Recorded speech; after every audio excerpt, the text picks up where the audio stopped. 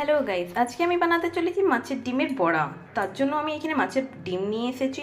তার সঙ্গে আমি রেখেছি দুটো বড় পেঁয়াজ আর 4টে কাঁচা লঙ্কা কুচি। এগুলোকে আমি এটার মধ্যে মিশিয়ে দেব। তার সঙ্গে আমি দিয়ে দেবো একটুখানি হলুদ, পরিমাণ মতো নুন, আর সঙ্গেই আমি দিয়ে দেবো একটুখানি বেসন। এটা ভালোভাবে আমি মিশিয়ে নেব। দেখতেই পাচ্ছেন এটা আমি খুব ভালো করে মিশিয়ে নিয়েছি। সবার থেকে প্রথমে আমি কড়াইয়ে তেল দিয়ে দেবো, সরষের তেল। এইবার আমি এই মাছের ডিমটাকে আমি বড়া বানিয়ে নিব। সবার থেকে আগে আমি তেল গরম করে নিয়েছি। আমি এখানে সরষের তেল নিয়েছি, আর এইটা আমি চামচ দিয়ে এই একটু একটু করে এইভাবে আমি বড়ার মতন দেব। এটা আমি খুব বেশি হাই ফ্লেমে করব না, আমি এইটা ওই মিডিয়াম ফ্লেমে এটা ভাজবো, যাতে ভিতর পর্যন্ত যেন কাঁচা না থাকে। এটা খেতে বেশ ভালো লাগে।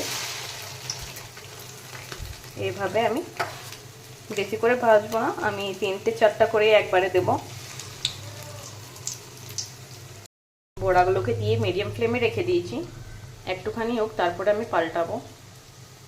এটা একদিকে প্রায় ভাজা হয়ে গেছে, এটা আমি ধীরে ধীরে করে এভাবে পাল্টিয়ে নেব, আর অন্যদিকেও ভেজে নেব ভালো করে।